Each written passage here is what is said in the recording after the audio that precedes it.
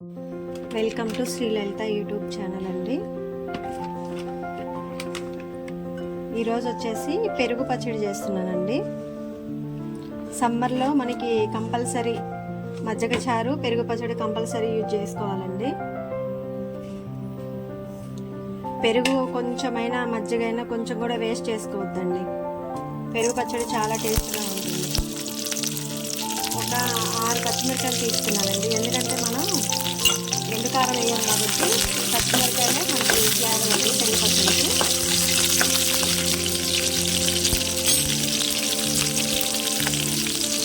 కొంచెం జీలకర్ర అండి.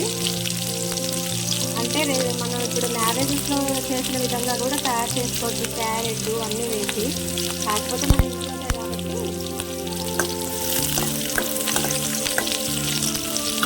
యాడ్ చేసుకున్నా ఏం కాదండి. కొంచెం కరివేపాకు. అంటే నేను సింపుల్గా చేసి చూపిస్తున్నాను, ఇంగ్రీడియంట్స్ ఎక్కువ వేయకుండా.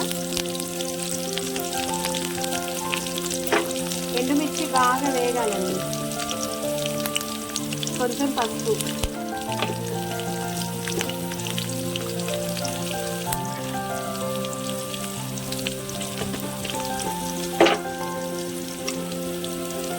సాల్ట్ అండి.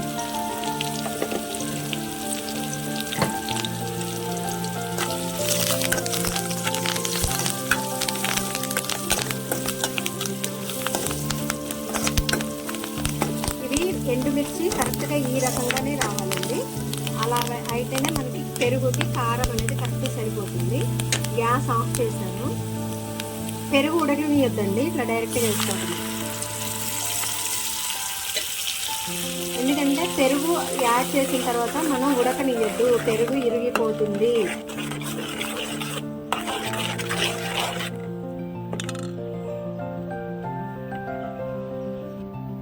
ఇప్పుడు ఆనియన్స్ అండి. ఆనియన్స్ ఎక్కువ యాడ్ చేసుకోండి. కొంచెం కొత్తిమీర.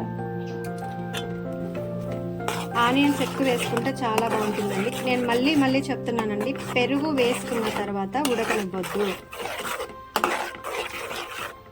చూసారండి. దీనికి తోడుగా ఈరోజు దొండకాయ చట్నీ చేశానండి. దొండకాయ కొబ్బరి వేసి రోట్లో తొక్కి తాలింపు పెట్టానండి. దానికి ఇది సపోర్టింగ్గా పెరుగు పచ్చడి చేశాను. పెరుగు పచ్చడి రెడీ అండి. Thanks for watching. Please do like, share and subscribe my YouTube channel.